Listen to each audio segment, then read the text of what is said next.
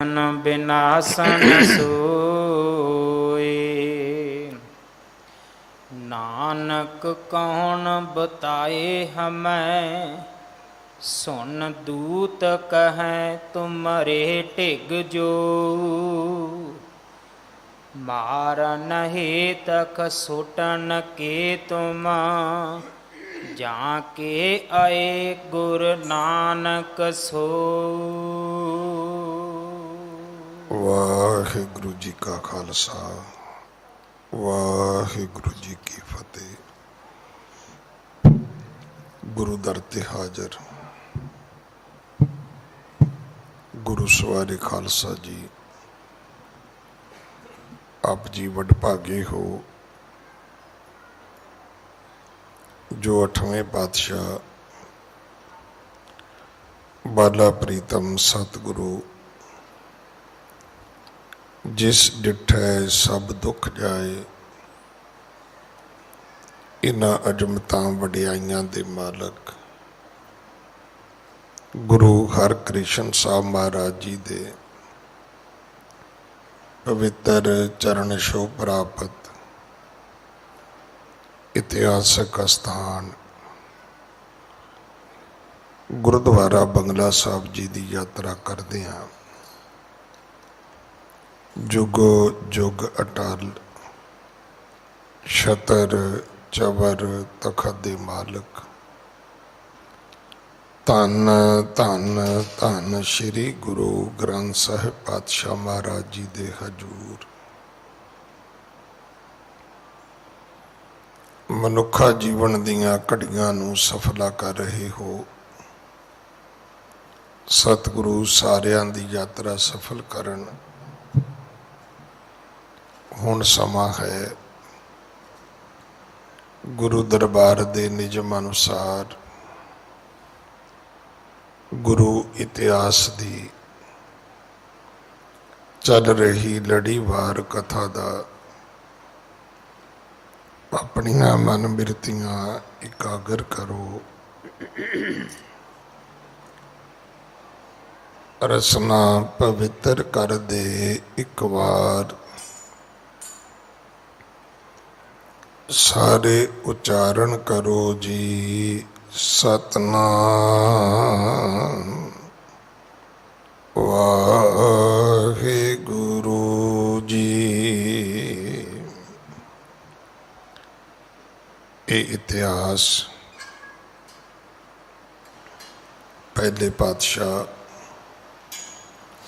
जाहर पीर जगत गुरु कल तारण आए श्री गुरु नानक देव महाराज जी का है। प्रसंग है सतगुरु गुरु नानक देव पातशाह महाराज जगत जुलंदे दा उधार करदियां 9 खंड पृथ्वी 4 चक्कां दे जीवां नूं तारदे होए काबल तो बाद एक ऐसे नगर पहुंचे ने जिथे सारा ही पिंड वंचक लोकां दा है, ठग लोकां दा है। पर उन्हां दी जिहड़ी ठगी है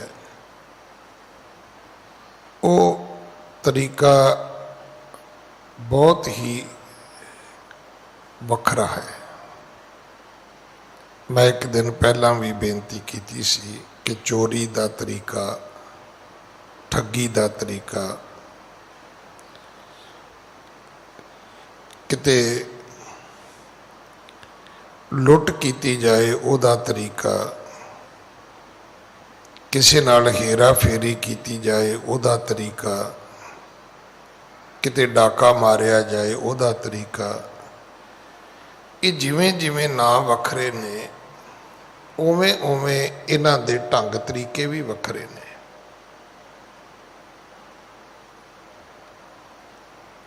ठगी हुंदी है किसी दे नाल कि किसी नूं वरगला के उहदे होशो हवास विच ही उहदे कोलों कुछ ਲੈ ਜਾਣਾ।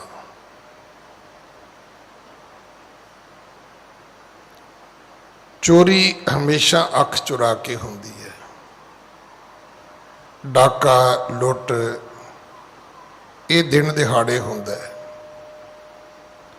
ਔਰ ਇਹ ਲੋਕ ਦਣ ਦਣਾਉਂਦੇ ਆਉਂਦੇ ਨੇ।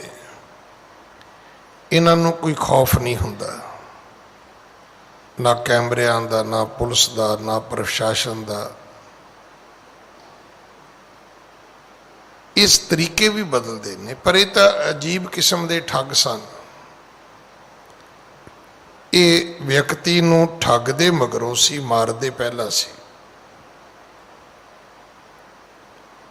ਮਾਰਦੇ ਕਿਉਂ ਸੀ? ਕਿ ਉਹ ਕਿਤੇ ਜਾ ਕੇ ਪੁਕਾਰ ਵੀ ਨਾ ਕਰੇ। ਇਹ ਵੀ ਮੈਂ ਕੱਲ ਬੇਨਤੀ ਕੀਤੀ ਸੀ ਕਿ 1984 ਵਿੱਚ ਸਾਡੇ ਨਾਲ ਇਹੀ ਕੁਛ ਹੋਇਆ ਹੈ। ਜਦੋਂ ਵੀ 84 ਤੋਂ ਬਾਅਦ ਕਮਿਸ਼ਨ ਬੈਠੇ, ਉਹਨਾਂ ਕਿਹਾ ਜੀ ਲਿਆਓ ਸਬੂਤ ਲਿਆਓ। ਹੁਣ ਸਬੂਤ ਤਾਂ ਹੋਵੇ ਜੇ ਉਸ ਵੇਲੇ ਕੋਈ FIR ਹੋਈ ਹੋਵੇ। ਤਾਂ ਘਰ ਦੇ ਜੀ ਘਰੇ ਮਰ ਜਾਂਦੇ ਸੀ, ਜੇ ਕੋਈ ਬਾਹਰੋਂ ਬਚਿਆ ਥਾਣੇ ਜਾਂਦਾ ਸੀ, ਥਾਣੇ ਵਾਲੇ ਉੱਥੇ ਭੀੜ ਸੱਦ ਕੇ ਉਹਨੂੰ ਉੱਥੇ ਮਰਵਾ ਦਿੰਦੇ ਸੀ। ਜਦੋਂ ਪਰਚਾ ਹੀ ਨਹੀਂ ਕੱਟਿਆ ਗਿਆ ਤੇ ਸਬੂਤ ਕਾਹਦਾ?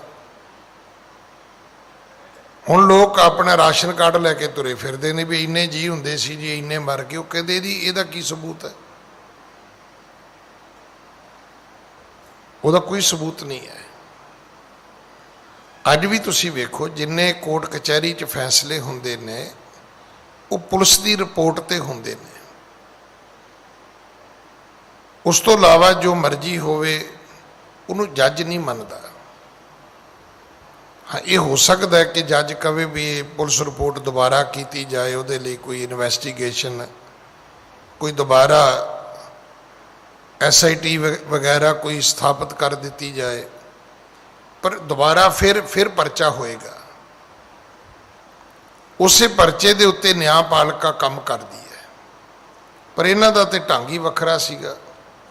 ਗੁਰੂ ਸਾਹਿਬ ਇਹਨਾਂ ਦੇ ਪਿੰਡ ਗਏ, ਇਹ ਠੱਗ ਰਲ ਗਏ। ਇਹਨਾਂ ਦਾ ਇੱਕ ਕੰਮ ਵਧੀਆ ਸੀ ਵੀ ਇਹ ਸਾਰੇ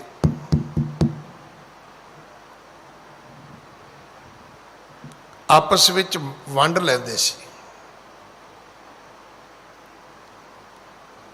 ਕੋਈ ਬੰਦਾ ਕਿਸੇ ਇੱਕ ਦੇ ਹੱਥ ਆ ਜਾਏ ਤੇ ਕੋਈ ਗੱਲ ਨਹੀਂ, ਪਰ ਮਾਲ ਜਿਹੜਾ ਸੀ ਉਹ ਸਾਰਿਆਂ ਦੇ ਵਿੱਚ ਬਰਾਬਰ ਵੰਡਿਆ ਜਾਂਦਾ ਸੀ। ਪਰ ਗੁਰੂ ਸਾਹਿਬ ਦੀ ਐਸੀ ਉੱਥੇ ਕਰਾਮਾਤ ਵਰਤੀ ਵੀ ਇਹਨਾਂ ਨੇ ਰਾਤ ਨੂੰ ਮਾਰਨਾ ਸੀ ਗੁਰੂ ਜੀ ਨੂੰ ਤੇ ਲੁੱਟਣਾ ਸੀ। ਇਹ ਸੁੱਤੇ ਹੀ ਰਹਿ ਗਏ। ਸਵੇਰੇ ਉੱਠ ਕੇ ਗੁਰੂ ਜੀ ਅੱਗੇ ਚਲੇ ਗਏ। ਨਤੀਜਾ ਕੀ ਨਿਕਲਿਆ? ਜਦੋਂ ਸਵੇਰੇ ਇਹਨਾਂ ਦੀ ਉਹ ਬੇਹੋਸ਼ੀ ਖਤਮ ਹੋਈ, ਇਹ ਆਪਸ ਵਿੱਚ ਲੜ ਪਏ। ਜਦੋਂ ਆਪਸ ਵਿੱਚ ਲੜੇ ਤੇ ਅਖੀਰ ਜਿਸ ਠੱਗ ਦੇ ਘਰ ਵਿੱਚ ਗੁਰੂ ਜੀ ਰਾਤ ਰਹੇ ਸੀ, ਉਹਨੇ ਜਿਹੜੇ ਕਿਸੇ ਪੀਰ ਫਕੀਰ ਨੂੰ ਮੰਨਦੇ ਹੋਣਗੇ, ਉਹਨੇ ਉਹਦੀਆਂ ਸਹੁੰਆਂ ਖਾਧੀਆਂ ਵੀ ਭਾਈ ਮੈਂ ਤੇ ਆਪ ਸੁੱਤਾ ਰਿਹਾ, ਤੁਸੀਂ ਵੀ ਸੁੱਤੇ ਰਹੇ ਹੋ, ਸਾਡੇ ਨਾਲ ਤੇ ਧੋਖਾ ਹੋ ਗਿਆ। ਫਿਰ ਪਿੰਡ ਵਾਲਿਆਂ ਨੇ 4 ਬੰਦੇ ਪੁਆਇੰਟ ਕੀਤੇ, ਨੀਅਤ ਕੀਤੇ, ਹਥਿਆਰਬੰਦ, ਕਿ ਉਹ ਮਗਰ ਜਾਣ, ਇਹਨਾਂ ਨੂੰ ਲੱਭਣ, ਇਹਨਾਂ ਕੋਲੋਂ ਮਾਲ ਲੁੱਟ ਕੇ ਲਿਆਉਣ, ਠੱਗ ਕੇ ਲਿਆਉਣ। ਉਹ 4 ਬੰਦੇ 5 ਕੋਸ ਦੂਰ ਨਗਰੀ ਤੋਂ ਗੁਰੂ ਜੀ ਨੂੰ ਆ ਕੇ ਮਿਲੇ। ਕਹਿਣ ਲੱਗੇ ਇੱਥੇ ਹੀ ਖਲੋ ਜਾਓ, ਜਿਹੜਾ ਸਮਾਨ ਹੈਗਾ ਉਹ ਦੇ ਦਿਓ। ਤੇ ਸਾਡੀ ਮਰਿਆਦਾ ਇਹ ਹੈ ਕਿ ਅਸੀਂ ਕਦੇ ਵੀ ਕਿਸੇ ਨੂੰ ਛੱਡਦੇ ਨਹੀਂ। ਹਮਾਰੀ ਇਹ ਰੀਤ ਸਦੀਵ ਹੈ, ਹਨ ਪੂਰਬ ਪਾਸ਼ੇ ਤੇ ਲੈ ਵਤ ਕਾਈ। ਕਹਿੰਦੇ ਸਾਡੀ ਇਹ ਰੀਤ ਹੈ, ਮਰਿਆਦਾ ਹੈ। ਪਹਿਲਾਂ ਅਸੀਂ ਬੰਦਾ ਮਾਰਦੇ ਹਾਂ, ਮਗਰੋਂ ਉਹਦਾ ਸਮਾਨ ਚੁੱਕਦੇ ਹਾਂ। ਤੁਹਾਨੂੰ ਵੀ ਮਾਰਾਂਗੇ। ਸਤਿਗੁਰੂ ਜੀ ਕਹਿਣ ਲੱਗੇ ਭਾਈ ਮਾਰ ਦਿਓ, ਪਰ ਇੱਕ ਗੱਲ ਤੇ ਸਾਡੀ ਮੰਨ ਲਓ ਕਿ ਜਿਹੜੇ ਸਾਡੇ ਸਰੀਰ ਨੇ ਤੁਸੀਂ ਉਹਨਾਂ ਦਾ ਦਾਹ ਸੰਸਕਾਰ ਕਰ ਦਿਓ, ਜਿਵੇਂ ਹਿੰਦੂ ਰੀਤੀ ਵਿੱਚ ਕਰਦੇ ਨੇ। ਹੁਣ ਕਈ ਸੋਚਣਗੇ ਵੀ ਇਹ ਗੱਲ ਸ਼ਾਇਦ ਇੱਦਾਂ ਨਹੀਂ ਕਹਿਣੀ ਚਾਹੀਦੀ, ਕਿਉਂ ਕਹੀ ਜਾ ਰਹੀ ਹੈ। ਤੁਸੀਂ ਯਕੀਨ ਕਰਨਾ, ਚਲੋ ਉਸ ਵੇਲੇ ਤੇ ਸਿੱਖੀ ਅਜੇ ਸ਼ੁਰੂ ਹੋਈ ਸੀ। ਅੱਜ ਤੇ ਸਿੱਖੀ ਨੂੰ 550 ਸਾਲ ਤੋਂ ਵੱਧ ਸਮਾਂ ਹੋ ਗਿਆ। ਗੁਰੂ ਨਾਨਕ ਸਾਹਿਬ ਦਾ 550 ਸਾਲਾ ਅਸੀਂ ਮਨਾ ਚੁੱਕੇ 19 'ਚ। ਅੱਜ ਵੀ ਜਦੋਂ ਤੁਸੀਂ ਵਿਦੇਸ਼ ਵਿੱਚ ਜਾਂਦੇ ਹੋ ਤੇ ਤੁਸੀਂ ਜਦੋਂ ਕਹਿੰਦੇ ਹੋ ਕਿ ਵੈਜੀਟੇਰੀਅਨ, ਤੇ ਉਹਦੇ ਵਿੱਚ ਅਗਲੇ ਮੱਛੀ ਵੀ ਦੇ ਦਿੰਦੇ ਨੇ, ਆਂਡਾ ਵੀ ਦੇ ਦਿੰਦੇ ਨੇ, ਕਿਉਂਕਿ ਗੋਰਿਆਂ ਵਿੱਚ ਵੈਜੀਟੇਰੀਅਨ ਵਿੱਚ ਮੱਛੀ ਵੀ ਆਉਂਦੀ ਹੈ, ਆਂਡਾ ਵੀ ਆਉਂਦਾ ਹੈ। ਤੇ ਜੇ ਉਹ ਤੁਹਾਡੇ ਅੱਗੇ ਆ ਜਾਏ, ਤੁਸੀਂ ਕਹੋ ਜੀ ਇਹ ਕੀ, ਉਹ ਕਹਿੰਦੇ ਫਿਰ ਉਹ ਲਿਖਾਉਣਾ ਸੀ ਤੁਸੀਂ ਹਿੰਦੂ ਮੀਲ। ਕਿਉਂਕਿ ਸਾਡੀਆਂ ਬਹੁਤੀਆਂ ਗੱਲਾਂ ਗੁਰਦੁਆਰਿਆਂ ਵਿੱਚ ਹੀ ਨੇ। ਮੈਂ ਕਹਿਤੀਆਂ, ਤੁਸੀਂ ਸੁਣ ਲਈਆਂ। ਅਸੀਂ ਦੁਨੀਆ ਨੂੰ ਦੱਸ ਨਹੀਂ ਪਾਏ ਕਿ ਸਿੱਖ ਇੱਕ ਵੱਖਰੀ ਕੌਮ ਹੈ, ਸਾਡੀ ਮਰਿਆਦਾ ਵੱਖਰੀ ਹੈ, ਸਾਡੀ ਰੋ ਰੀਤ ਵੱਖਰੀ ਹੈ। ਅਸੀਂ ਦੱਸ ਹੀ ਨਹੀਂ ਪਾਏ ਦੁਨੀਆ ਨੂੰ। ਗੁਰੂ ਜੀ ਕਹਿਣ ਲੱਗੇ ਵੀ ਸਾਡਾ ਸੰਸਕਾਰ ਤੇ ਕਰ ਦਿਓ।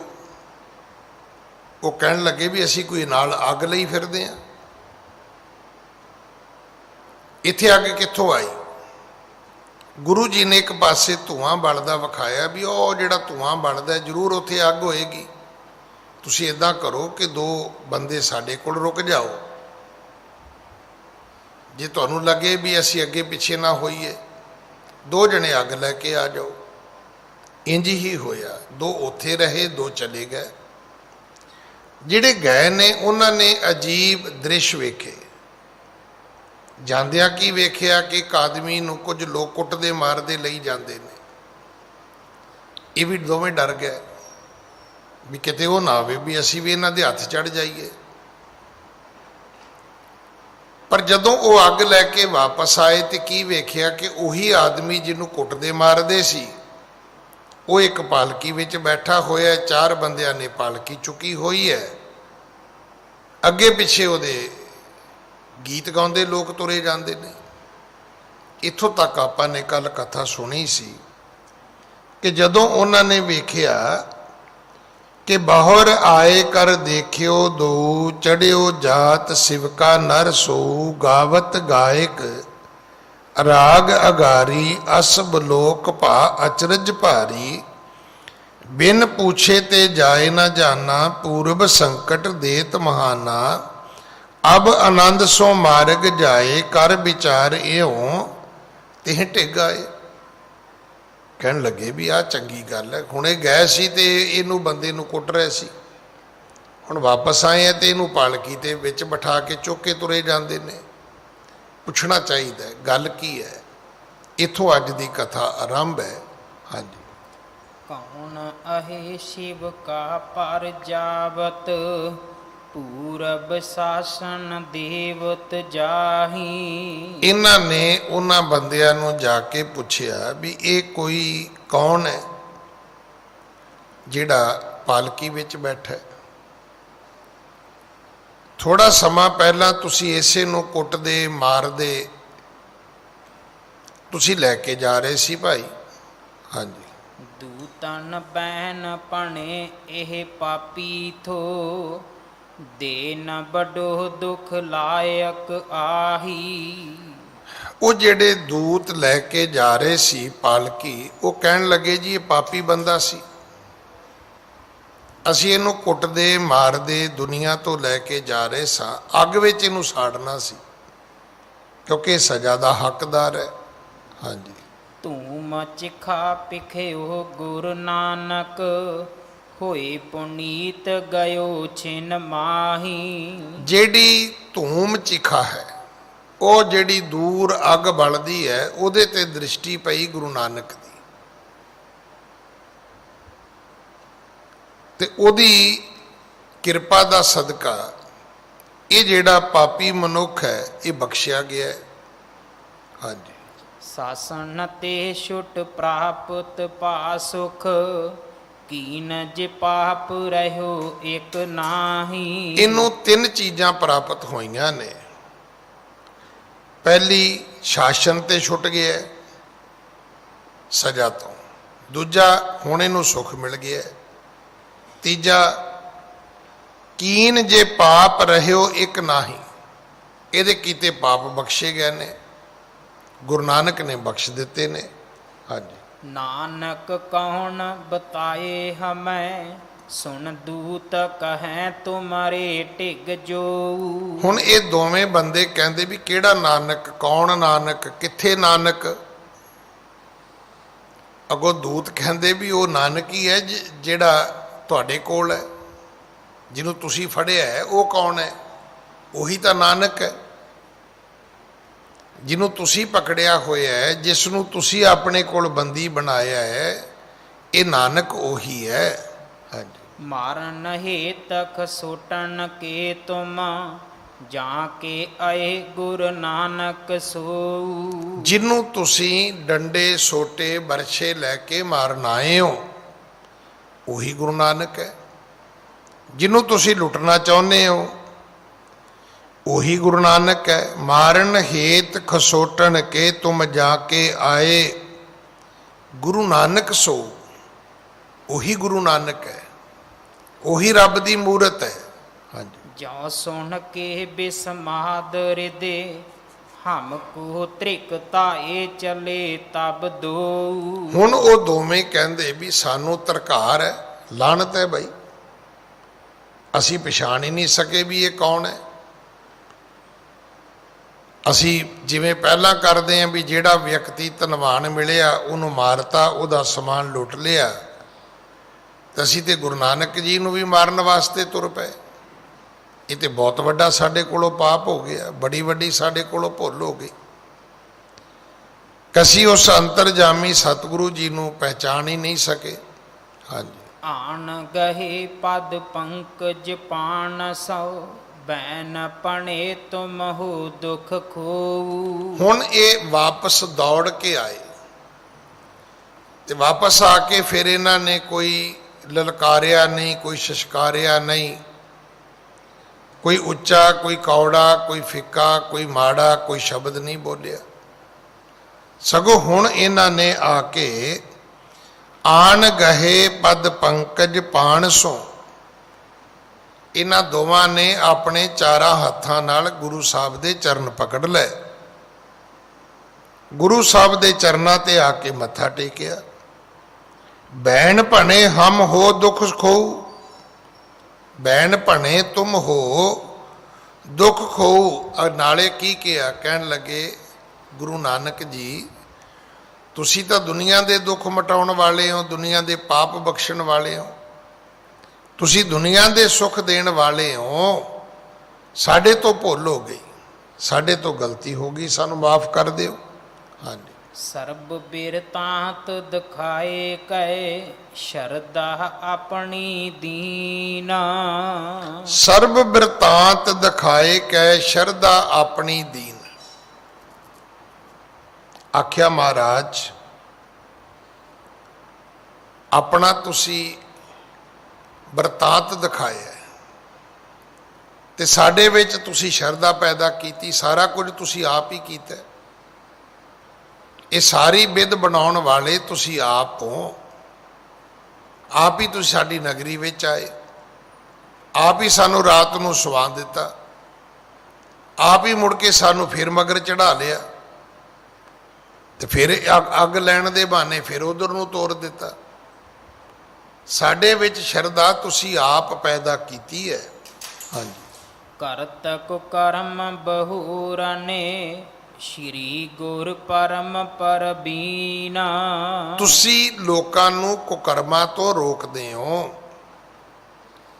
ਤੁਸੀਂ ਗੁਰੂ ਨਾਨਕ ਹੋ, ਪਰਮ ਹੋ, ਪਰਬੀਨ ਹੋ। ਪ੍ਰਵੀਨ ਦਾ ਅਰਥ ਹੁੰਦਾ ਹੈ ਸਿਆਣਾ, ਪਰਮ ਦਾ ਅਰਥ ਹੁੰਦਾ ਹੈ ਵੱਡਾ। ਤੁਸੀਂ ਵੱਡੇ ਹੋ, ਤੁਸੀਂ ਸਿਆਣੇ ਹੋ। ਹਾਂਜੀ। ਸਰਬ ਪੰਥ ਕੀ ਕਥਾ ਸੁਣਾਈ, ਚਾਰੋਂ ਚਰਨ ਰਹੇ ਲਪਟਾਈ। ਸਤਿਗੁਰੂ ਕਹਿੰਦੇ ਵੀ ਹੋਇਆ ਕੀ ਹੈ? ਤੁਸੀਂ ਤਾਂ ਅੱਗ ਲੈਣ ਗਏ ਸੀ ਵੀ ਸਾਨੂੰ ਮਾਰੋਗੇ ਤੇ ਸਾੜੋਗੇ। ਫਿਰ ਉਹਨਾਂ ਨੇ ਆਪਣੀ ਆਉਣ ਜਾਣ ਦੀ ਕਥਾ ਸੁਣਾਈ, ਵਰਤਾਂਤ ਸੁਣਾਇਆ ਵੀ ਗਏ ਤੇ ਇਹ ਵੇਖਿਆ, ਵਾਪਸ ਆਏ ਤੇ ਇਹ ਵੇਖਿਆ। ਜੇ ਜਮਦੂਤਾਂ ਨੂੰ ਪੁੱਛਿਆ ਤੇ ਉਹਨਾਂ ਨੇ ਸਾਨੂੰ ਇਹ ਦੱਸਿਆ। ਹੁਣ ਪਹਿਲਾਂ 2 ਜਣਿਆਂ ਨੇ 4 ਹੱਥਾਂ ਨਾਲ ਗੁਰੂ ਸਾਹਿਬ ਦੇ ਚਰਨ ਫੜੇ, ਹੁਣ 4 ਨੇ 8 ਹੱਥਾਂ ਨਾਲ ਹੀ ਫੜ ਲਏ, ਚਾਰੇ ਹੀ ਲੰਮੇ ਪੈ ਗਏ। ਕਹਿਣ ਲੱਗੇ ਜੀ ਬਖਸ਼ੋ, ਅਸੀਂ ਤਾਂ ਬਹੁਤ ਵੱਡਾ ਪਾਪ ਕਰਨ ਆ ਗਏ ਸੀ। ਹਾਂਜੀ। ਨਿੰਦ ਜੀਵ ਕਾ ਹੁਤੀ ਹਮਾਰੀ, ਮਾਰਹਿ ਜੀਵਨ ਬਿਨਾ ਵਿਚਾਰੀ। ਅਸੀਂ ਜਿਹੜੀ ਸਾਡੀ ਉਪਜੀਵਕਾ ਹੈ ਉਹ ਨਿੰਦਨਯੋਗ ਹੈ।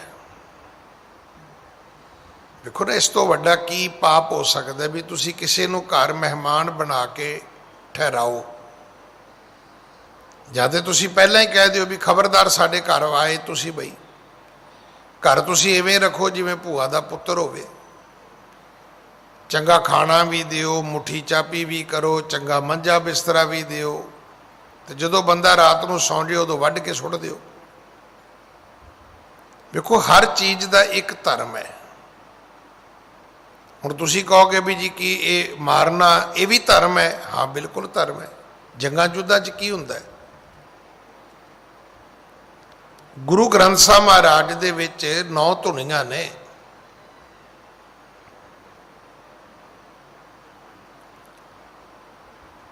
ਉਹ 9 ਤਰਜਾਂ, ਉਹ 9 ਪ੍ਰਕਾਰ ਦੀਆਂ ਟਿਊਨਾਂ ਜਿਹੜੀਆਂ ਕਦੇ ਗੁਰੂ ਸਾਹਿਬ ਦੇ ਸਮੇਂ ਗਾਈਆਂ ਜਾਂਦੀਆਂ ਸੀ।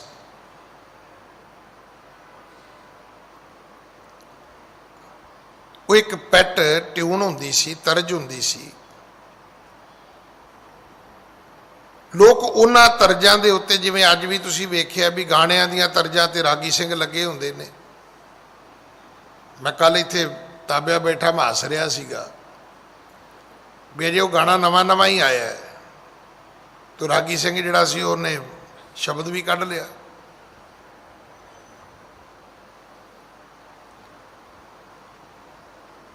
ਪਹਿਲਾਂ ਲੋਕ ਜਿਹੜੀਆਂ ਤਰਜਾਂ ਤੇ ਗਾਣੇ ਗਾਉਂਦੇ ਸੀ, ਜਦੋਂ ਮੇਰੀ ਛੋਟੀ ਜਿਹੀ ਉਮਰ ਸੀ ਨਾ, ਉਦੋਂ ਵੀ ਲੋਕ ਮਿਰਜੇ ਦੀ ਟਿਊਨ ਗਾਉਣੀ ਤੇ ਹੋਰ ਕਈ ਪੰਜਾਬੀ ਗਾਣੇ ਸੀਗੇ, ਹੀਰਾਂ ਜਾ ਗਾਉਣਾ। ਉਹਨਾਂ ਤਰਜਾਂ ਤੇ ਲੋਕ ਹੋਰ ਬਣਾ ਲੈਂਦੇ ਸੀ। ਜਿਵੇਂ ਅੱਜ ਕੱਲ੍ਹ ਤੁਸੀਂ ਮੰਦਰ ਦੀਆਂ ਭੇਟਾਵਾਂ ਸੁਣਦੇ ਹੋ, ਉਹ ਸਾਰੀਆਂ ਫਿਲਮੀ ਗਾਣਿਆਂ ਤੇ ਹੁੰਦੀਆਂ ਨੇ।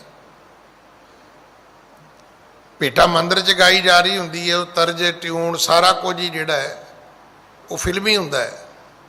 ਤੋ ਤੁਸੀਂ ਵੇਖਿਆ ਵੀ ਬੜਾ ਰੰਗਾ ਰੰਗ ਪ੍ਰੋਗਰਾਮ ਬਣ ਜਾਂਦਾ, ਸਭ ਨੱਚ ਰਹੇ ਹੁੰਦੇ ਨੇ। ਤੋ ਗੁਰੂ ਸਾਹਿਬ ਦੇ ਵਕਤ 9 ਐਸੀਆਂ ਧੁਨੀਆਂ ਪ੍ਰਚਲਿਤ ਸੀ ਜਿਹੜੀਆਂ ਉਸ ਵਕਤ ਦੇ ਢਾਡੀ ਵਾਰਾਂ ਦੇ ਰੂਪ ਵਿੱਚ ਗਾਉਂਦੇ ਸੀ। ਪਰ ਉਹ ਜਿਹੜੀਆਂ ਵਾਰਾਂ ਸੀ ਉਹ ਰਾਜਿਆਂ ਦੀਆਂ, ਯੋਧਿਆਂ ਦੀਆਂ ਵਾਰਾਂ ਸੀ। ਹੁਣ ਵੇਖੋ, ਧਿਆਨ ਕਰਨਾ, ਆਪਣੀ ਇੱਜ਼ਤ, ਆਪਣੀ ਅਣਖ, ਆਪਣੀ ਗੈਰਤ, ਆਪਣਾ ਸਵੈਮਾਨ, ਆਪਣਾ ਧਰਮ, ਆਪਣਾ ਦੇਸ਼। ਕੋਈ ਵੀ ਵਿਅਕਤੀ ਇਹਨਾਂ ਚੀਜ਼ਾਂ ਵਾਸਤੇ ਲੜਦਾ ਹੈ, ਜੂਝਦਾ ਹੈ, ਉਹਨੂੰ ਬਹਾਦਰ ਕਹਿੰਦੇ ਨੇ, ਉਹਨੂੰ ਯੋਧਾ ਕਹਿੰਦੇ ਨੇ। ਜਦੋਂ ਸਿਕੰਦਰ ਆਇਆ ਤੇ ਪੁਰਸ਼ ਨੇ ਕੀ ਕੀਤਾ ਸੀ? ਜੇ ਉਹਦੇ ਅੱਗੇ ਹਥਿਆਰ ਸੁੱਟੇ ਹੁੰਦੇ, ਜੇ ਉਹਦੇ ਅੱਗੇ ਲੰਮਾ ਪੈ ਜਾਂਦਾ ਤੇ ਕੀ ਉਹਦਾ ਕਿਤਾਬਾਂ 'ਚ ਨਾਂ ਹੋਣਾ ਸੀ? ਨਾ। ਉਹਨੇ ਉਹਦਾ ਮੁਕਾਬਲਾ ਕੀਤਾ। ਤੇ ਜਦੋਂ ਜੰਗਾਂ ਯੁੱਧਾਂ 'ਚ ਮੁਕਾਬਲੇ ਹੁੰਦੇ ਨੇ ਤੇ ਉੱਥੇ ਤਾਂ ਕੋਈ ਗੀਤ ਵੀ ਨਹੀਂ ਗਾਉਂਦਾ, ਕੋਈ ਕਿਸੇ ਨੂੰ ਇੱਕ ਦੂਜੇ ਨੂੰ ਚਾਹ ਪਾਣੀ ਵੀ ਨਹੀਂ ਪੁੱਛਦਾ। ਉੱਥੇ ਤੇ ਜਿਹੜਾ ਮੁਕਾਬਲਾ ਹੁੰਦਾ ਹੈ ਉਹ ਢਾਲਾਂ ਤਲਵਾਰਾਂ ਦਾ ਹੀ ਹੁੰਦਾ, ਬੰਦੂਕਾਂ ਗੋਲੀਆਂ ਦਾ ਹੀ ਹੁੰਦਾ, ਉਹ ਤੇ ਨੇਜੇ ਵਰਸ਼ਿਆਂ ਦਾ ਹੀ ਹੁੰਦਾ। ਔਰ ਜੰਗਾਂ ਯੁੱਧਾਂ ਦੀ ਤਵਾਰੀਖ ਬਿਲਕੁਲ ਵੱਖਰੀ ਹੈ। ਆ ਜਿਹੜੇ ਸਾਡੇ ਮੁਲਕ ਵਿੱਚ ਅਸ਼ੋਕ ਚੱਕਰ ਦਿੱਤੇ ਜਾਂਦੇ ਨੇ, ਪਰਮਵੀਰ ਚੱਕਰ ਦਿੱਤੇ ਜਾਂਦੇ ਨੇ, ਜਿਹੜੇ ਇੱਦਾਂ ਦੇ ਤਮਗੇ ਦਿੱਤੇ ਜਾਂਦੇ ਨੇ ਫੌਜੀ ਦੇ ਮਰਨ ਤੋਂ ਬਾਅਦ, ਕੀ ਆਪ ਜੀ ਨੂੰ ਪਤਾ ਹੈ ਵੀ ਉਹਦਾ ਬੇਸ ਕੀ ਹੁੰਦਾ ਹੈ? ਬੇਸ ਹੁੰਦੀ ਉਹਦੀ ਬਹਾਦਰੀ। ਉਹ ਕਿੰਨਾ ਅੱਗੇ ਹੋ ਕੇ ਲੜਿਆ, ਕਿੰਨੀ ਬਹਾਦਰੀ ਨਾਲ ਲੜਿਆ, ਔਰ ਉਹਨੇ ਆਪਣੇ ਸਰੀਰ ਦੇ ਉੱਤੇ ਕਿੰਨੇ ਸੱਲ ਖਾਧੇ ਨੇ, ਜ਼ਖਮ ਖਾਧੇ ਨੇ। ਇਹ ਵੀ ਬਹਾਦਰੀ ਦਾ ਇੱਕ ਕੀਰਤੀਮਾਨ ਹੁੰਦਾ ਹੈ। ਹੁਣ ਭੱਜੇ ਜਾਂਦੇ ਦੀ ਕੋਈ ਪਿੱਠ 'ਚ ਗੋਲੀ ਮਾਰ ਦੇ, ਤੁਸੀਂ ਕਹੋ ਜੀ ਇਹ ਯੋਧਾ ਹੈ, ਇਹ ਉਹਨੂੰ ਯੋਧਾ ਨਹੀਂ ਕਹਿੰਦੇ, ਉਹਨੂੰ ਕਾਇਰ ਕਹਿੰਦੇ ਨੇ। ਸਤਿਗੁਰੂ ਦੀ ਬਾਣੀ 'ਚ ਲਿਖਿਆ ਹੈ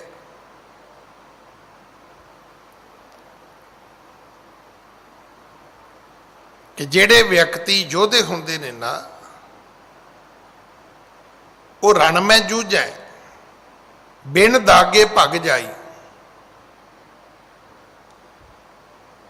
ਜਿਨ੍ਹਾਂ ਦੇ ਉੱਤੇ ਦਾਗ ਲੱਗੇ ਹੁੰਦੇ ਨੇ, ਆ ਜਿਹੜੀ ਇੱਥੇ ਫੀਤੀਆਂ ਲੱਗਦੀਆਂ ਨੇ, ਇਹ ਕੀ ਨੇ? ਸਟਾਰ ਲੱਗਦੇ ਨੇ, ਕੀ ਨੇ?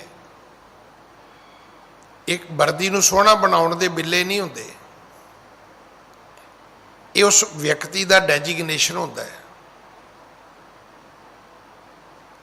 ਉਹਦੇ ਉੱਤੇ ਲਿਖਿਆ ਹੁੰਦਾ ਹੈ ਕਿ ਇਹ ਹਿੰਦੁਸਤਾਨ ਦੀ ਫੌਜ ਦਾ ਕੌਣ ਹੈ। ਫਿਰ ਇਹ ਵੀ ਪਤਾ ਲੱਗਦਾ ਵੀ ਹਿੰਦੁਸਤਾਨੀ ਹੈ ਕਿ ਪਾਕਿਸਤਾਨੀ ਹੈ ਕਿ ਚੀਨੀ ਹੈ ਕਿ ਅਮਰੀਕਨ ਹੈ। ਜਿਹੜੇ ਵਿਅਕਤੀ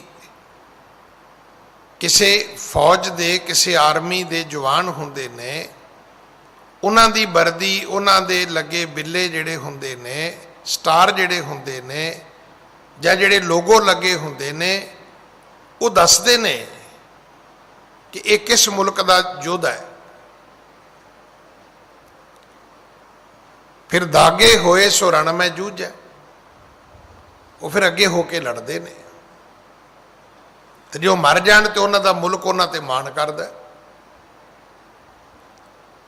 ਉਹਨਾਂ ਦੀ ਸੂਰਬੀਰਤਾ ਮੰਨੀ ਜਾਂਦੀ ਹੈ ਭਾਈ, ਵੀ ਇਹ ਤਾਂ ਯੋਧਾ ਹੈ। ਸੋ ਮੈਂ ਤਾਂ ਇਸ ਕਥਾ ਨੂੰ ਥੋੜਾ ਜਿਹਾ ਲੰਬਾ ਕੀਤਾ ਵੀ ਸਾਨੂੰ ਸਮਝ ਆਵੇ, ਲੜਨਾ ਮਰਨਾ ਵੀ ਇੱਕ ਧਰਮ ਹੈ, ਪਰ ਜ਼ਮੀਨ ਪਿੱਛੇ ਲੜ ਪੈਣਾ, ਪੈਸਿਆਂ ਪਿੱਛੇ ਲੜ ਪੈਣਾ,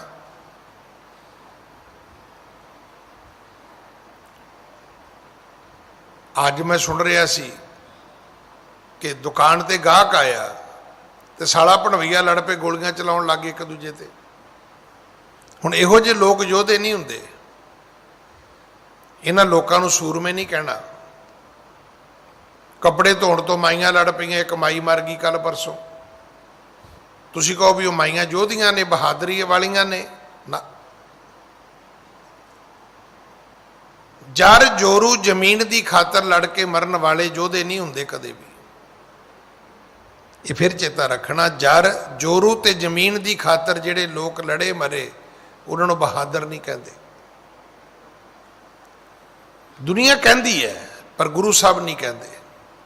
ਇੱਥੇ ਤਾਂ ਸੂਰਾ ਸੋ ਪਹਿਚਾਨੀਐ ਜੋ ਲੜੈ ਦੀਨ ਕੇ ਹੇਤ, ਪੁਰਜਾ ਪੁਰਜਾ ਕੱਟ ਮਰੈ ਕਬੂ ਨਾ ਛਾੜੇ ਖੇਤ। ਉਹਨਾਂ ਚਾਰਾਂ ਠੱਗਾਂ ਨੇ ਮੰਨ ਲਿਆ ਵੀ ਜਿਹੜੀ ਸਾਡੀ ਉਪਜੀਵਕਾ ਹੈ ਉਹ ਨਿੰਦਣਯੋਗ ਹੈ। ਠੱਗੀ ਕਰਨਾ ਇੱਕ ਠੱਗ ਦੀ ਕਲਾ ਹੈ।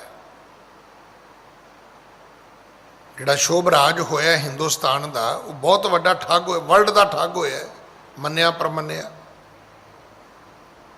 ਡਾਕੂ ਹੋਏ ਨੇ,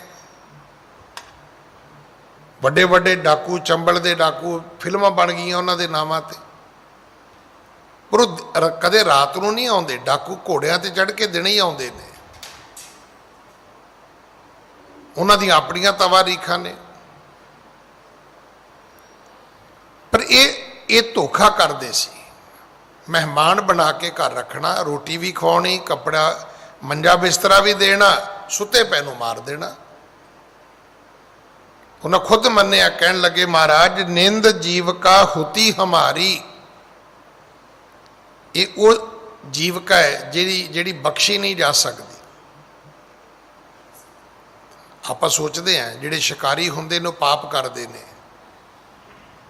ਸ਼ਿਕਾਰ ਤਾਂ ਗੁਰੂ ਸਾਹਿਬ ਵੀ ਖੇਡਦੇ ਰਹੇ। ਕਿਹੜਾ ਸ਼ਿਕਾਰ ਪਾਪ ਹੈ? ਉਹ ਸ਼ਿਕਾਰ ਪਾਪ ਹੈ ਜਿਹੜਾ ਉਹ ਆਪਾਂ ਨਹੀਂ ਕਰਦੇ ਘਰਾਂ 'ਚ ਨਿੱਕੀ ਜੀ ਟੋਕਰੀ ਲਈ, ਉਹਦੇ ਥੱਲੇ ਡੰਡਾ ਲਾਇਆ, ਉਹਦੇ ਥੱਲੇ ਦਾਣੇ ਖਿਲਾਰੇ, ਤੇ ਉਹ ਟੋਕਰੀ ਨੂੰ ਇੱਕ ਧਾਗਾ ਬੰਨ੍ਹ ਲਿਆ ਤੇ ਘਰ ਦੇ ਬੂਹੇ ਦੇ ਉਹਲੇ ਖਲੋ ਕੇ ਚਿੜੀ ਫੜ ਲਈ। ਇਹੋ ਜਿਹੇ ਸ਼ਿਕਾਰੀ ਪਾਪੀ ਹੁੰਦੇ ਨੇ।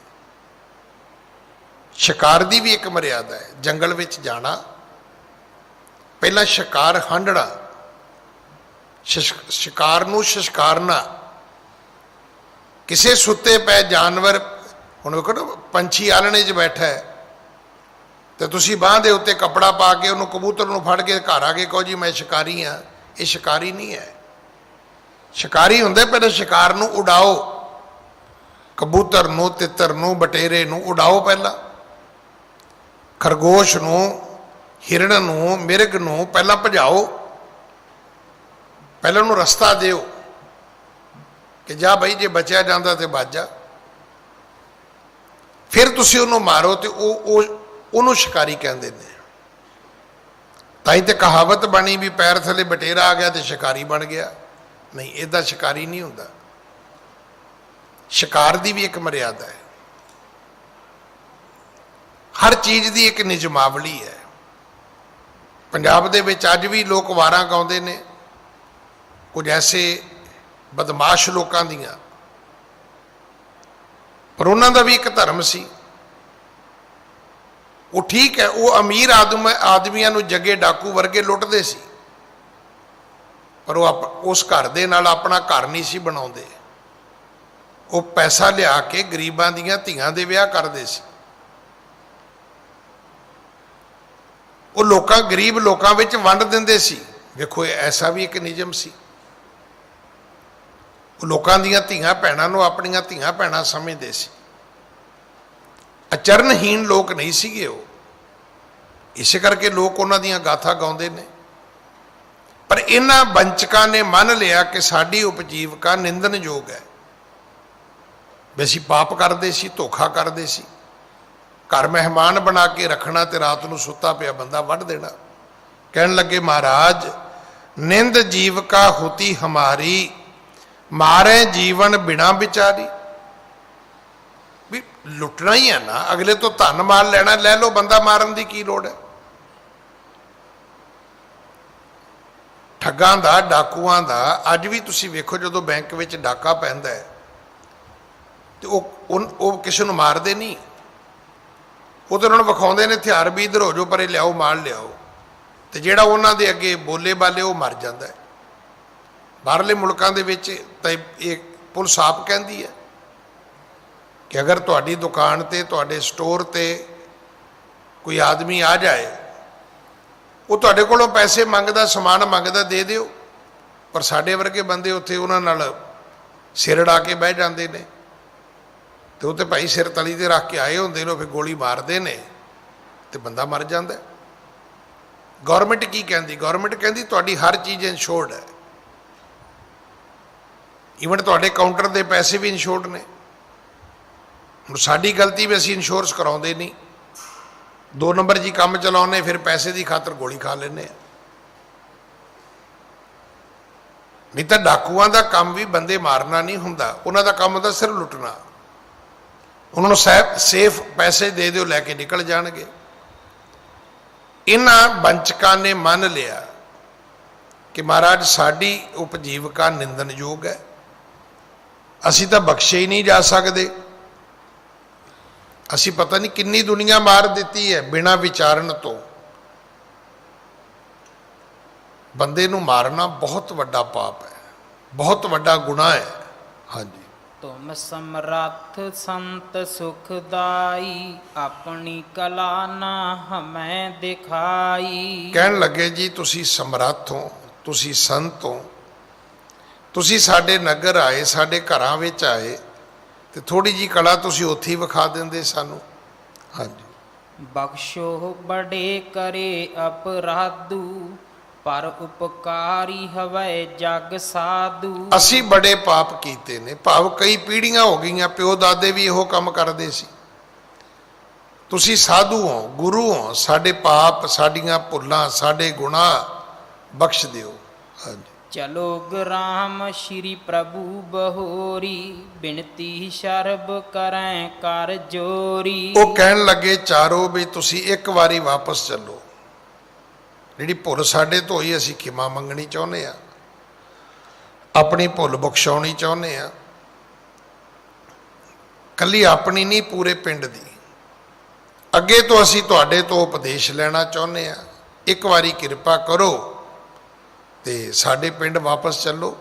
ਹਾਂਜੀ। ਅਗ ਉਹ ਕਨ ਮੈਂ ਹਮ ਗਲਤਾਨਾ, ਹਿੰਸਾ ਮਹਿ ਦਿਨ ਰਹਿਣ ਬਿਤਾਨਾ। ਅਸੀਂ ਲੋਕ ਪਾਪਾਂ ਦੇ ਵਿੱਚ, ਅੱਗ ਕਹਿੰਦੇ ਨੇ ਪਾਪ ਨੂੰ, ਅਸੀਂ ਪਾਪਾਂ ਦੇ ਵਿੱਚ ਦਿਨ ਰਾਤ ਰਹਿੰਦੇ ਆ, ਕੰਮ ਧੰਦਾ ਹੀ ਨਹੀਂ ਸੀ ਕਰਦੇ ਉਹ ਲੋਕ।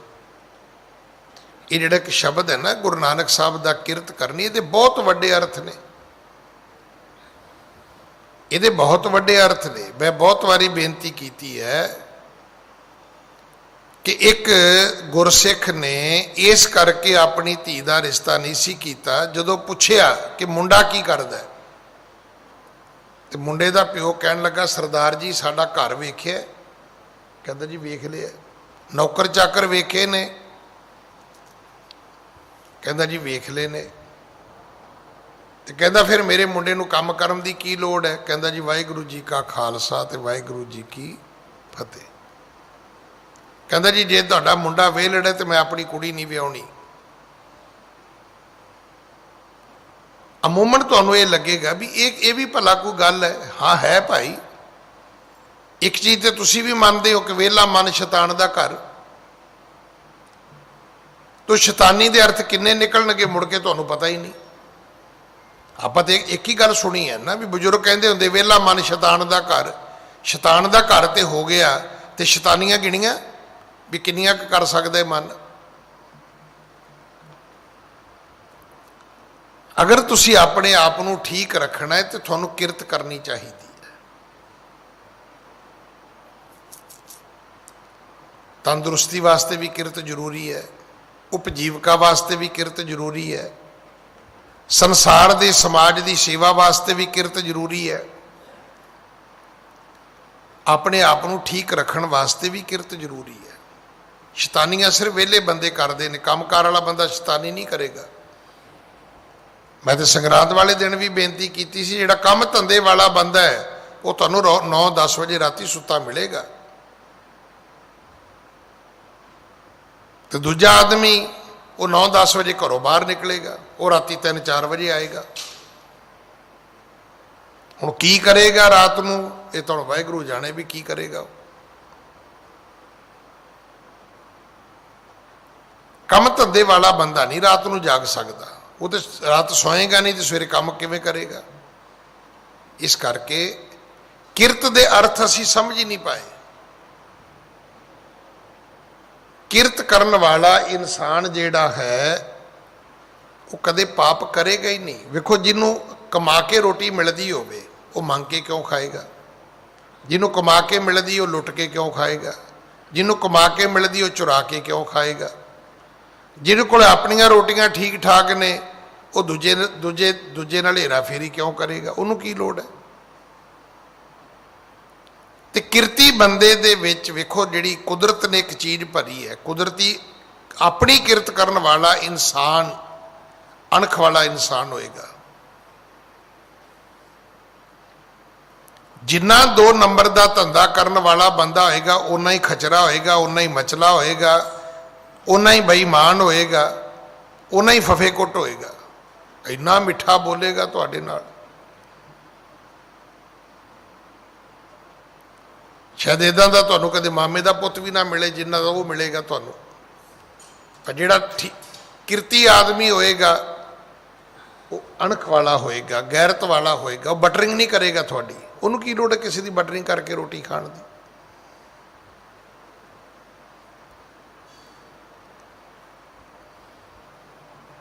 ਇਹਨਾਂ ਨੇ ਖੁਦ ਮੰਨ ਲਿਆ, ਕਹਿਣ ਲੱਗਾ ਜੀ ਸਾਡੇ ਤਾਂ ਸਾਰਾ ਦਿਨ ਪਾਪ ਹੀ ਕਰਦੇ ਨੇ ਲੋਕ, ਤੇ ਦਿਨ ਰਾਤ ਇਸੇ ਕੰਮ ਵਿੱਚ ਰਹਿੰਦੇ ਨੇ, ਹਿੰਸਾ ਮੈਂ ਦਿਨ ਰਾਤ ਬਿਤਾਵਣ।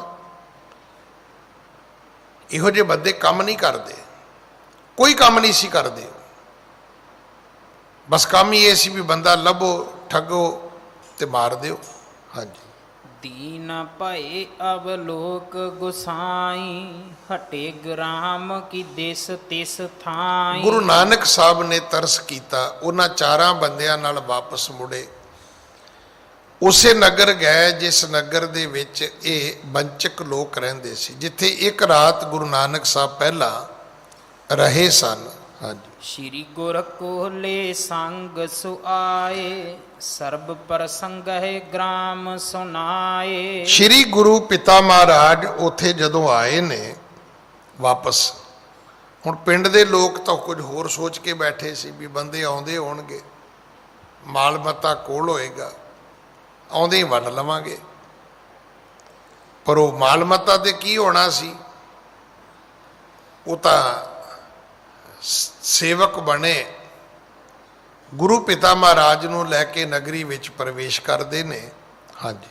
ਉਤੋ ਸਥਾਨ ਜਹਾਂ ਤਿਨ ਨੀਕਾ, ਤਹੀਂ ਬਿਠਾਏ ਬੇਦੀ ਕੋਲ ਟੀਕਾ। ਹੁਣ ਉਹਨਾਂ ਨੇ ਆਪਣੀ ਨਗਰੀ ਦੀ ਜਿਹੜੀ ਸਭ ਤੋਂ ਵਧੀਆ ਥਾਂ ਸੀ ਨਾ, ਉੱਥੇ ਗੁਰੂ ਨਾਨਕ ਸਾਹਿਬ ਜੀ ਦਾ ਆਸਨ ਕਰਵਾਇਆ। ਹਾਂਜੀ। ਧਰੈ ਉਪਾਇਨ ਬੰਦਨ ਕਰਹੀ, ਉਸਤਤ ਬਾਹਰ ਉਚਰਹੀ। ਹੁਣ ਉਹ ਚਾਰਿਆਂ ਬੰਦਿਆਂ ਨੇ ਪਿੰਡ ਦੇ ਲੋਕਾਂ ਨੂੰ ਸਮਝਾਇਆ, ਹੁਣ ਸਾਰਾ ਪਿੰਡ ਗੁਰੂ ਜੀ ਦੀ ਉਸਤਤ ਕਰਦਾ, ਲਾਈਨਾਂ ਲੱਗ ਗਈਆਂ ਮੱਥਾ ਟੇਕਣ ਵਾਲਿਆਂ ਦੀਆਂ। ਹਾਂਜੀ। ਜਿਸ ਪ੍ਰਕਾਰ ਹਵੈ ਭਲਾ ਹਮਾਰਾ, ਸਿਖਵਨ ਸੋ ਸਿਖਾਏ ਉਦਾਰਾ। ਸਾਰੇ ਪਿੰਡ ਦੇ ਲੋਕ ਹੱਥ ਜੋੜਦੇ ਨੇ, ਕਹਿਣ ਲੱਗੇ ਜੀ ਬਸ ਸਿੱਖਿਆ ਦਿਓ, ਹੁਣ ਉਹ ਉਪਦੇਸ਼ ਦਿਓ ਜਿਹਦੇ ਨਾਲ ਭਲਾ ਹੋ ਜਾਏ, ਹੁਣ ਉਹ ਰਾਹ ਦੱਸੋ ਜਿਹਦੇ ਨਾਲ ਸਾਡੇ ਪਾਪ ਬਖਸ਼ੇ ਜਾਣ, ਜਿਹਦੇ ਨਾਲ ਸਾਡੇ ਪਾਪ ਛੁੱਟ ਜਾਣ।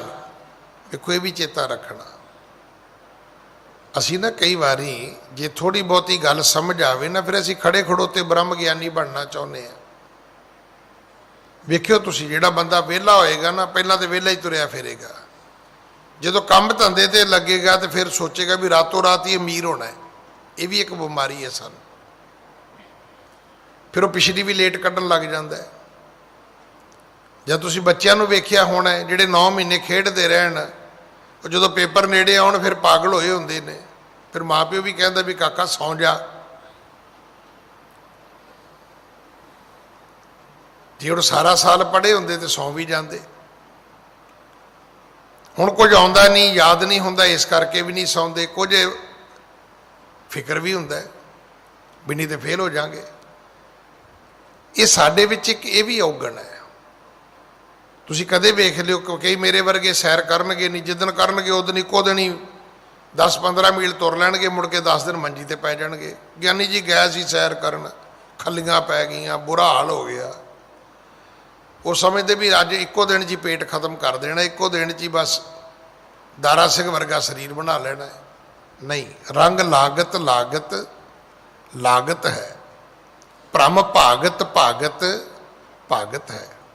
ਬੜੇ ਸਾਰੇ ਨੇ ਜਿਹੜੇ ਜਿਮ ਗਏ ਮੁੜ ਕੇ ਕਦੇ ਨਹੀਂ ਗਏ, ਉਹ ਇੱਕ ਦਿਨ ਜੀ ਆਪਣਾ ਸਤਿਆਨਾਸ਼ ਕਰ ਆਏ। ਉਹਨਾਂ ਸੋਚਿਆ ਵੀ ਇੱਕੋ ਦਿਨ ਹੀ ਭਾਰ ਚੁੱਕ ਦੇਣਾ, ਇੱਕੋ ਦਿਨ ਹੀ ਸਾਰਾ ਕੁਝ ਕਰ ਦੇਣਾ। ਨਹੀਂ, ਪਹਿਲਾਂ ਆਪਣੀ ਬਾਡੀ ਨੂੰ ਉਹਦੇ ਲਾਇਕ ਤਾਂ ਬਣਾਓ, ਆਪਣੀਆਂ ਆਦਤਾਂ ਨੂੰ ਉੱਥੇ ਲੈ ਕੇ ਤੇ ਆਓ, ਪਹਿਲਾਂ ਆਪਣੇ ਮਨ ਦੀ ਮਨੋਦਸ਼ਾ ਤੇ ਠੀਕ ਕਰੋ। ਕਿ ਇੱਕ ਦਿਨ ਗੁਰਦੁਆਰੇ ਆ ਕੇ ਚਾਹੁੰਦੇ ਨੇ ਵੀ ਗੁਰੂ ਹਰਗੋਬਿੰਦ ਸਾਹਿਬ ਨੂੰ ਵੀ ਲੈ ਚੱਲੀਏ ਨਾਲ ਘਰ, ਇੱਦਾਂ ਨਹੀਂ ਹੁੰਦਾ। ਕੋਈ 2-4 ਦਿਨ ਪਾਠ ਕਰਕੇ ਚਾਹੁੰਦੇ ਨੇ ਬ੍ਰਹਮ ਗਿਆਨੀ ਹੋ ਜਾਈਏ, ਉਹ ਪਹਿਲਾਂ ਅੰਦਰੋਂ ਗਾਣਿਆਂ ਦੀਆਂ ਤਰਜ਼ਾਂ ਤੇ ਕੱਢ ਲਓ, ਟਾਈਮ ਲੱਗੇਗਾ। ਮਨ ਦੀ ਅਵਸਥਾ ਬਦਲਦਿਆਂ, ਮਨ ਵਿਗੜਦਿਆਂ ਵੀ 1 ਮਿੰਟ 'ਚ ਨਹੀਂ ਵਿਗੜਦਾ, ਵਿਗੜਦਿਆਂ ਵੀ ਟਾਈਮ ਲੱਗਦਾ ਹੈ। ਸਿਆਣਿਆਂ ਨੇ ਬੜੀ ਸੋਹਣੀ, ਮੈਂ ਤੇ ਇੱਕ ਵਾਰੀ ਸੁਣੀ ਗੱਲ, ਮੈਨੂੰ ਤਾਂ ਬੜੀ ਪਸੰਦ ਆਈ। ਉਹ ਕਹਿੰਦੇ ਇੱਕ ਆਦਮੀ ਗਿਆ ਟਰੱਕ ਦਾ ਲਾਇਸੈਂਸ ਲੈਣ, ਡਰਾਈਵਿੰਗ ਦਾ, ਤੇ ਜਿਹੜਾ ਐਗਜ਼ਾਮੀਨਰ ਸੀ ਉਹਨੇ ਸਵਾਲ ਕੀਤਾ, ਕਹਿੰਦਾ ਵੀ ਇਹ ਦੱਸ ਵੀ ਟਰੱਕ ਖਲੋਤਾ ਪਹਾੜ ਤੇ, ਕਿਹੜੇ ਗੇਅਰ 'ਚ ਉਤਰੇਗਾ? ਤੇ ਮੇਰੇ ਵਰਗੇ ਮੂਰਖ ਜਿੰਨੇ ਸੀ ਉਹ ਕਹਿੰਦੇ ਸੀ ਵੀ ਉਤਾਰਨ ਲਈ ਗੇਅਰ ਪਾਉਣ ਦੀ ਕੀ ਲੋੜ ਹੈ। ਉੱਤੇ ਪਹਾੜ ਤੇ ਖਲੋਤੇ ਟਰੱਕ ਨੂੰ ਥੱਲੇ ਉਤਾਰਨਾ ਤੇ ਗੇਅਰ ਪਾਉਣ ਦੀ ਕੀ ਲੋੜ ਹੈ, ਉਹ ਤੇ ਆਪੇ ਉਤਰ ਜਾਏਗਾ। ਨਹੀਂ, ਉਹ ਸੇਫ ਉਤਰ ਹੀ ਨਹੀਂ ਸਕਦਾ, ਇਹ ਚੇਤਾ ਰੱਖਿਓ। ਜ਼ਰੂਰ ਰਸਤੇ ਵਿੱਚ ਪਲਟ ਜਾਏਗਾ। ਫਿਰ ਉਹ ਪੁੱਛੋਗੇ ਵੀ ਉਹਦਾ ਤਰੀਕਾ ਕੀ ਹੈ। ਉਹਦਾ ਤਰੀਕਾ ਹੈ ਵੀ ਜਿਹੜੇ ਗੇਅਰਾਂ ਵਿੱਚ ਚੜ੍ਹਿਆ ਹੈ, ਅਗਰ ਉਹਨਾਂ ਸੇਮ ਗੇਅਰਾਂ ਵਿੱਚ ਥੱਲੇ ਉਤਾਰੋਗੇ ਤਾਂ ਉਤਰ ਜਾਏਗਾ। ਬਲੱਡ ਪ੍ਰੈਸ਼ਰ ਹਾਈ ਹੋ ਜਾਂਦਾ ਹੈ। ਸਿਆਣਾ ਡਾਕਟਰ ਤੁਹਾਨੂੰ ਦਾਖਲ ਕਰੇਗਾ, ਕਹੇਗਾ ਨਹੀਂ ਜੀ ਹੁਣ ਤੁਹਾਨੂੰ 4 ਦਿਨ ਰਹਿਣਾ ਪੈਣਾ ਹੈ, ਤਾਂ ਅਸੀਂ ਲੱਗਦੇ ਵੀ ਇਹ ਹੁਣ ਮੈਨੂੰ ਲੁੱਟੇਗਾ। ਕਿਉਂਕਿ ਅਸੀਂ ਉਹ ਮੂਰਖ ਡਾਕਟਰ ਵੇਖੇ ਨੇ ਜਿਹੜੇ ਗੋਲੀ ਦਿੰਦੇ ਨੇ ਨਾਲ ਦੀ ਨਾਲ ਬਲੱਡ ਪ੍ਰੈਸ਼ਰ ਥੱਲੇ ਉਤਰ ਜਾਂਦਾ ਹੈ, ਤੇ ਪਤਾ ਉਦੋਂ ਲੱਗ ਜਾਂਦਾ ਜਦੋਂ ਸਟ੍ਰੋਕ ਹੋ ਜਾਂਦਾ ਹੈ। ਵੇਖੋ, ਹਰ ਕੰਮ ਕਰਨ ਦਾ ਇੱਕ ਤਰੀਕਾ ਹੈ। ਹੁਣ ਇਹ ਪਿੰਡ ਦੇ ਲੋਕ ਕਹਿੰਦੇ ਨੇ ਜੀ ਬਸ ਉਪਦੇਸ਼ ਦੇ ਦਿਓ ਜੀ, ਭੁੱਲਾਂ ਬਖਸ਼ ਦਿਓ ਜੀ, ਪਾਪ ਬਖਸ਼ ਦਿਓ ਜੀ, ਬਸ ਸਾਨੂੰ ਜੀ ਹੁਣ ਤੁਸੀਂ ਮਤਲਬ ਸਿੱਧੇ ਰਸਤੇ ਪਾ ਦਿਓ ਜੀ। ਇਹ ਤਾਂ ਲੰਮੇ ਪੈ ਗਏ ਜੀ, ਮੱਥਾ ਟੇਕਦੇ ਨੇ ਜੀ, ਬੌੜੀ ਕਰਦੇ ਨੇ ਜੀ, ਘਗਿਆਉਂਦੇ ਨੇ ਗੁਰੂ ਨਾਨਕ ਸਾਹਿਬ ਦੇ ਸਾਹਮਣੇ।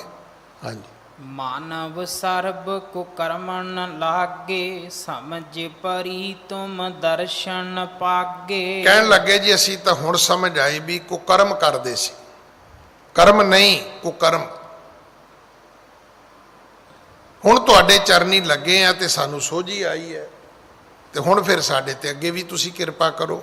ਹਾਂਜੀ, ਬਿਨੈ ਸੁਣੀ ਤੈਨ ਕੀ ਗੁਣ ਖਾਨੀ, ਸੁਖ ਦਾ ਮੁਕਤ ਦਾ ਬੋਲੇ ਬਾਨੀ। ਸਤਿਗੁਰੂ ਜੀ ਨੇ ਉਹਨਾਂ ਦੀਆਂ ਬੇਨਤੀਆਂ ਸੁਣੀਆਂ ਤੇ ਮੰਨ ਲਈਆਂ, ਤੇ ਫਿਰ ਉਹਨਾਂ ਨੂੰ ਸੁਖ ਦੇਣ ਵਾਲੀ ਬਾਣੀ ਆਪਣੇ ਮੁਖ ਤੋਂ ਉਚਾਰੀ।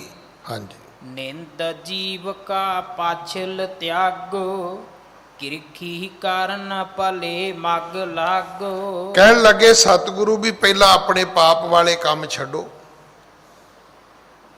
ਵੇਖੋ, ਕਦੇ ਜ਼ਿੰਦਗੀ 'ਚ ਕਿਸੇ ਨੂੰ ਸਿੱਧਾ ਰਸਤਾ ਦੇਣਾ ਹੋਵੇ ਨਾ, ਇਹ 2 ਗੱਲਾਂ ਅੱਜ ਵਾਲੀਆਂ ਪੱਲੇ ਬੰਨ ਲਿਓ। ਅਮੂਮਨ ਨਾ ਅਸੀਂ ਬੰਦੇ ਨੂੰ ਇੱਕ ਹੀ ਸਲਾਹ ਦਿੰਦੇ ਆ, ਇੱਕੋ ਹੀ, ਐ ਕਰ ਲਓ ਜੀ ਤੁਸੀਂ। ਉਹ ਬਾਈ ਜੇ ਐਂ ਕੀਤਿਆ ਹੁੰਦਾ ਤੇ ਫਿਰ ਘਾਟਾ ਕਾਹਦਾ ਸੀਗਾ? ਫਿਰ ਤਾਂ ਕੋਈ ਘਾਟਾ ਹੀ ਨਹੀਂ ਹੈਗਾ। ਹਰ ਗਰੀਬ ਬੰਦੇ ਨੂੰ ਪਤਾ ਹੈ ਕਿ ਪੈਸਾ ਮਿਲ ਜਾਏ ਤੇ ਮੇਰੀ ਗਰੀਬੀ ਕੱਟੀ ਜਾ ਸਕਦੀ। ਪੁੱਛੋ ਅਮੀਰ ਹੋ ਗਿਆ ਤੂੰ? ਹਰ ਬਿਮਾਰ ਆਦਮੀ ਨੂੰ ਪਤਾ ਹੈ ਕਿ ਜੇ ਮੈਨੂੰ ਸਿਆਣਾ ਡਾਕਟਰ ਦਵਾਈ ਦੇਵੇ ਤੇ ਮੈਂ ਠੀਕ ਹੋ ਸਕਦਾ। ਪੁੱਛੋ ਹਰ ਪੇਸ਼ੈਂਟ ਨੂੰ ਵੀ ਤੈਨੂੰ ਗਿਆਨ ਹੈਗਾ, ਇਹਦਾ ਮਤਲਬ ਤੂੰ ਠੀਕ ਹੈ। ਬੱਸ ਅੱਡੇ ਤੇ ਹਰ ਖਲੋਤੇ ਬੰਦੇ ਨੂੰ ਪਤਾ ਹੈ ਕਿ ਜੇ ਬੱਸ ਆ ਜਾਏ, ਜੇ ਕੋਈ ਟੈਂਪੂ ਆ ਜਾਏ, ਜਾਂ ਕੋਈ ਸਾਈਕਲ ਸਕੂਟਰ ਵਾਲਾ ਮੈਨੂੰ ਚੜ੍ਹਾ ਲਵੇ ਤੇ ਮੈਂ ਆਪਣੇ ਘਰ ਪਹੁੰਚ ਸਕਦਾ। ਤੁਹਾਨੂੰ ਪੁੱਛੋ ਵੀ ਹੁਣ ਤੂੰ ਘਰ ਪਹੁੰਚ ਗਿਆ, ਤੈਨੂੰ ਗਿਆਨ ਤਾਂ ਹੋ ਹੀ ਗਿਆ। ਗਿਆਨ ਪ੍ਰਾਪਤੀ ਨਹੀਂ ਹੈ। ਹਰ ਬਿਮਾਰ ਬੰਦੇ ਨੂੰ ਗਿਆਨ ਹੈ, ਹਰ ਗਰੀਬ ਬੰਦੇ ਨੂੰ ਗਿਆਨ ਹੈ। ਗਿਆਨ ਪ੍ਰਾਪਤੀ ਨਹੀਂ ਹੈ। ਪ੍ਰਾਪਤੀ ਦੀ ਥਿਊਰੀ ਹੈ, ਇਕੱਲਾ ਗਿਆਨ ਨਹੀਂ ਹੈ। ਉਹਦਾ ਇੱਕ ਮੈਥਡ ਹੈ, ਉਹਦਾ ਇੱਕ ਤਰੀਕਾ ਹੈ। ਸਤਿਗੁਰੂ ਜੀ ਕਹਿਣ ਲੱਗੇ ਛੱਡੋ ਭਾਈ ਬੁਰਾਈ, ਛੱਡੋ ਆਪਣੀ। ਹੁਣ ਬੁਰਾਈ ਛੱਡਣ ਲਈ ਕੀ ਕਰਨਾ ਹੈ? ਹੁਣ ਕਈ ਮੇਰੇ ਵਰਗੇ ਉੱਦਾਂ ਹੀ ਕਹਿ ਦਿੰਦੇ, ਕਹਿੰਦੇ ਜੀ ਸ਼ਰਾਬ ਛੱਡ ਦਿਓ ਨਾ ਤੁਸੀਂ ਜੀ। ਵੀ ਸ਼ਰਾਬ ਛੁੱਟਦੀ ਹੈ? 40 ਸਾਲ 50 ਸਾਲ 20 ਸਾਲ 30 ਸਾਲ ਜਿਹਨੇ ਬੰਦੇ ਨੇ ਫਰਿੱਜ 'ਚ ਰੱਖ ਕੇ ਪੀਤੀ ਹੋਵੇ, ਗਿਆਨੀ ਜੀ ਤੇਰੇ ਇਕੱਲੇ ਦੇ ਕਹਿਣ ਤੇ ਕਿਵੇਂ ਛੱਡ ਦੂਗਾ? ਕਦੇ ਬੱਚੇ ਨੂੰ ਤੁਸੀਂ ਸਮਝਾਇਆ? ਤੁਸੀਂ ਬੱਚੇ ਨੂੰ ਲੱਗ ਕੇ ਹੀ ਜੋ ਕਾਕਾ ਪੈਨ ਦੇ ਦੇ, ਪੁੱਤਾ ਫੋਨ ਦੇ ਦੇ। ਹੋ ਸਕਦਾ ਦੇ ਵੀ ਦੇਵੇ, ਕੋਈ ਭੋਲਾ ਹੋਵੇ ਤਾਂ, ਅਮੂਮਨ ਨਹੀਂ ਦੇਗਾ। ਉਹਦਾ ਤਰੀਕਾ ਕੀ ਹੈ ਕਿ ਇੱਕ ਚੀਜ਼ ਲੈਣੀ ਉਹਨੂੰ ਦੂਜੀ ਫੜਾ ਦਿਓ। ਵੇਖੋ, ਬੱਚੇ ਕੋਲ ਤੁਸੀਂ ਖੋ ਕੇ ਵੀ ਲੈ ਸਕਦੇ, ਆਪੇ ਰੋਂਦਾ ਰਹੂਗਾ, ਤੁਹਾਡੀ ਕਿਹੜਾ ਲੱਤ ਤੋੜ ਦੇਗਾ, ਇੰਨੇ ਜੋਗਾ ਤਾਂ ਹੈ ਹੀ ਨਹੀਂ ਵਿਚਾਰਾ।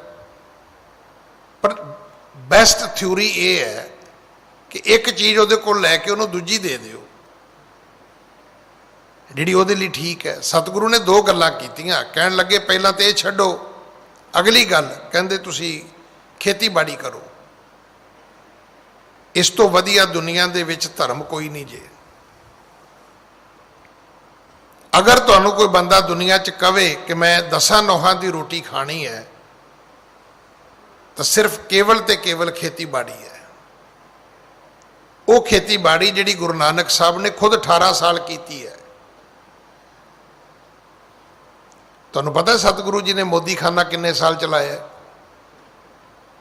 17। अपने पिंड किन्ने साल रहे? 14।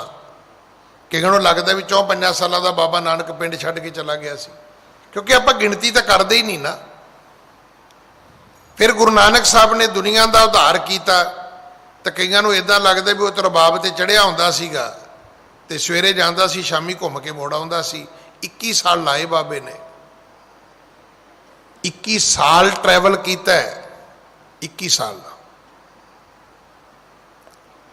फिर बाबा करतारपुर आ गया जी, उन्हें खेतीबाड़ी की।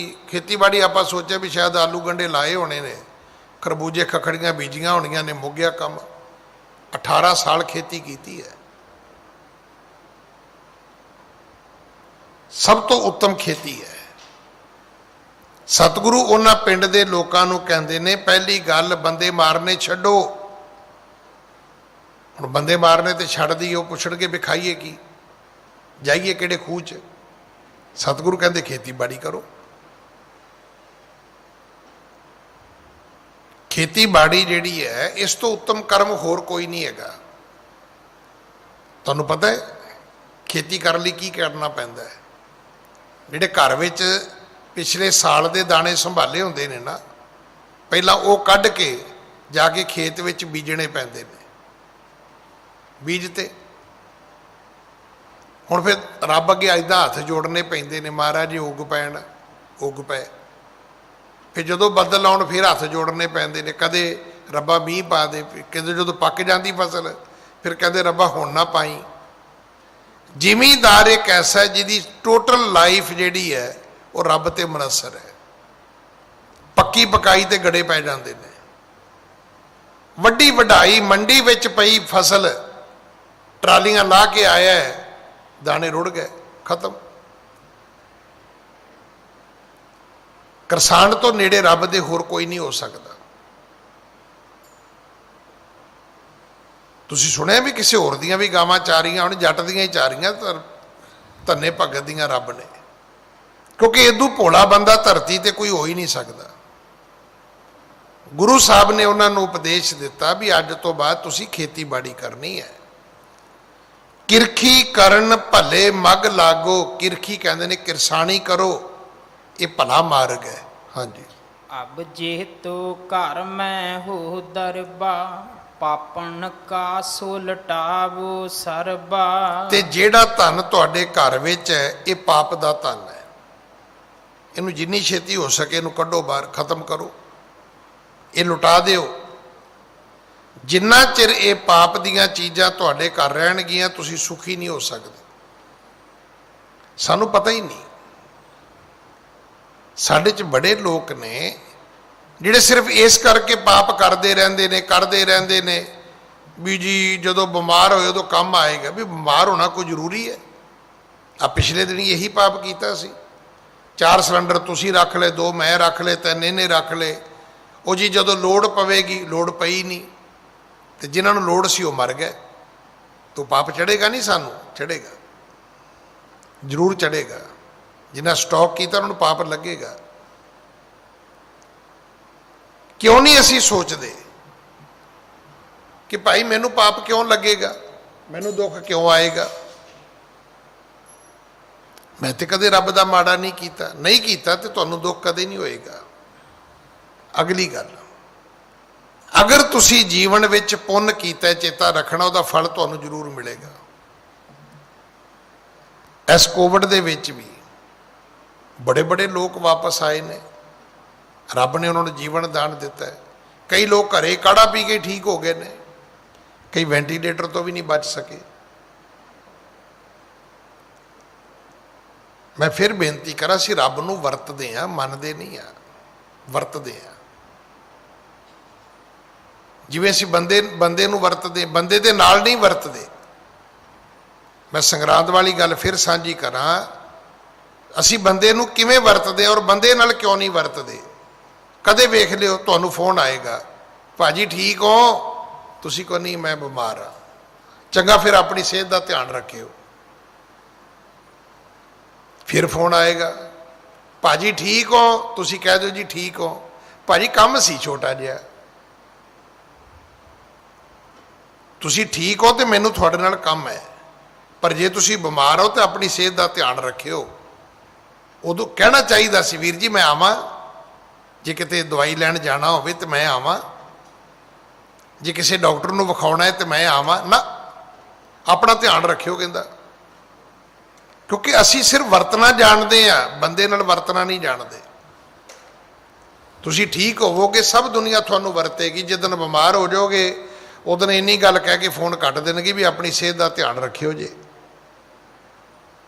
ਅਸੀਂ ਗੁਰੂ ਨੂੰ ਵੀ ਵਰਤਦੇ ਆ, ਰੱਬ ਨੂੰ ਵੀ ਵਰਤਦੇ ਆ, ਬੰਦਿਆਂ ਨੂੰ ਤਾਂ ਰੋਜ਼ ਹੀ ਵਰਤਦੇ ਆ, ਪਰ ਕਦੇ ਰੱਬ ਦੇ ਨਾਲ ਵਰਤ ਕੇ ਵੇਖਿਓ, ਕਦੇ ਬੰਦਿਆਂ ਨਾਲ ਵਰਤ ਕੇ ਵੇਖਿਓ, ਬੰਦੇ ਤੁਹਾਡੇ ਕੰਮ ਆਉਣਗੇ। ਗੁਰੂ ਨਾਲ ਵਰਤ ਕੇ ਵੇਖਿਓ, ਗੁਰੂ ਤੁਹਾਡੇ ਕੰਮ ਆਏਗਾ। ਰੱਬ ਨਾਲ ਵਰਤਿਓ, ਰੱਬ ਵੀ ਤੁਹਾਡੇ ਕੰਮ ਆਏਗਾ, ਕਿਉਂਕਿ ਬੌੜੀ ਤੇ ਰੱਬ ਨੇ ਕਰਨੀ ਹੈ। ਸਤਿਗੁਰੂ ਜੀ ਨੇ ਉਹਨਾਂ ਨੂੰ ਸਮਝਾਇਆ ਕਿ ਪਾਪ ਦੀ ਕਿਰਤ ਛੱਡੋ, ਕਿਰਸਾਣੀ ਕਰੋ, ਤੇ ਜੋ ਕੁਝ ਤੁਹਾਡੇ ਘਰ ਵਿੱਚ ਪਾਪ ਦਾ ਹੈ ਇਹਨੂੰ ਛੇਤੀ ਬਾਹਰ ਕੱਢੋ। ਨਹੀਂ ਤੇ ਚੇਤਾ ਰੱਖਣਾ ਵੀ ਇਹ ਮਾਲ ਹੋਰ ਲੈ ਕੇ ਜਾਏਗਾ। ਇਹ ਜਿਹੜਾ ਬਾਹਰੋਂ ਆਇਆ ਹੈ ਨਾ, ਤੁਹਾਡੇ ਘਰ ਵਾਲਾ ਵੀ ਲੈ ਜਾਣਾ, ਇਹਨੇ ਉਹ ਵੀ ਲੈ ਜਾਣਾ ਹੈ। ਇਸ ਕਰਕੇ ਜਿਹੜੀ ਕਿਰਤ ਹੈ ਹਮੇਸ਼ਾ ਧਰਮ ਦੀ ਹੋਣੀ ਚਾਹੀਦੀ ਹੈ। ਇਸ ਦੇ ਨਾਲ ਹੀ ਸਮਾਂ ਸਮਾਪਤ ਹੈ। ਸਤਿਗੁਰੂ ਕਿਰਪਾ ਕਰਨ, ਭੁੱਲਾਂ ਬਖਸ਼ੋ ਜੀ, ਫਤਿਹ ਬੁਲਾਓ। ਵਾਹਿਗੁਰੂ ਜੀ ਕਾ ਖਾਲਸਾ, ਵਾਹਿਗੁਰੂ ਜੀ ਕੀ ਫਤਿਹ।